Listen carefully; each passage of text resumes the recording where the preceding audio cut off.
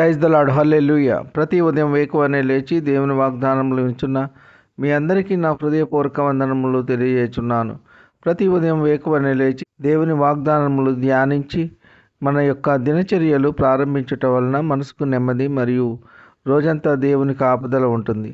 ఈ దినమునకు ఏర్పాటు చేయబడిన వాక్య భాగము పరిశుద్ధ గ్రంథము నుండి యెషయా గ్రంథము 41వ అధ్యాయము 13వ వచనం.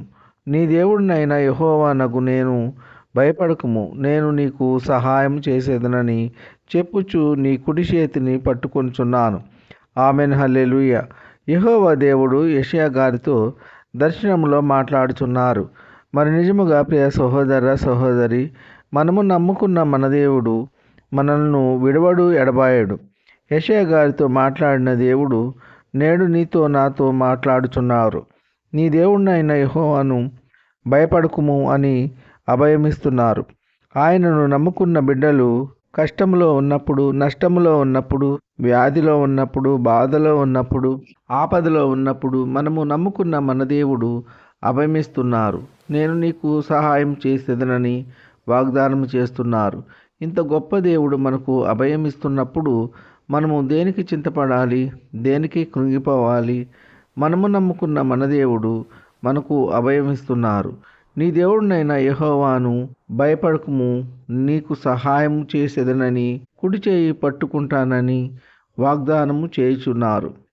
ప్రియ సహోదర సహోదరి, మరి నిజముగా మనము దేవుని యందు నిరీక్షణ గలవారమైతే ప్రతి విషయములో దేని గురించి దిగులు చెందము, భయపడము.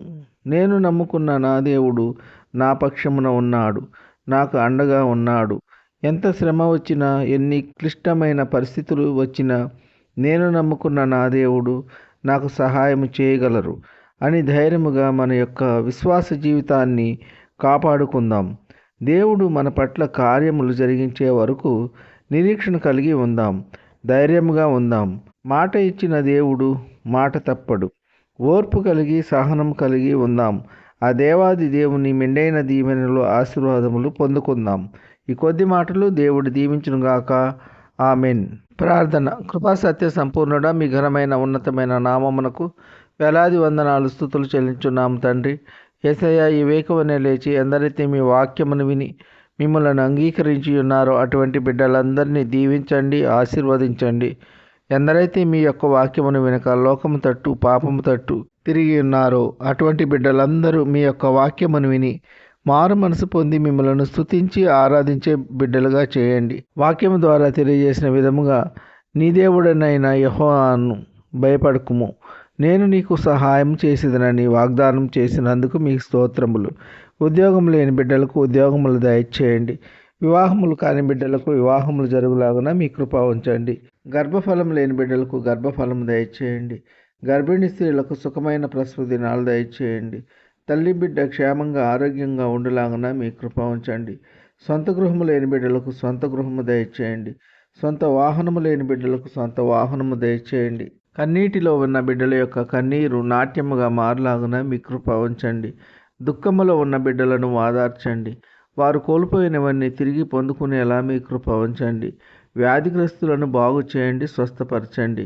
గాయపడిన వారి గాయములను స్వస్థపరచండి, బాగు చేయండి. శారీరక బలహీనతలతో బాధపడేవారి శరీరంలో ఎక్కడ ఎటువంటి బలహీనత ఉన్నా యేసు నామంలో ఇప్పుడే వారి బలహీనతలన్నిటి నుండి విడుదల కలుగునుగాక. యవనస్తులను కాపాడండి.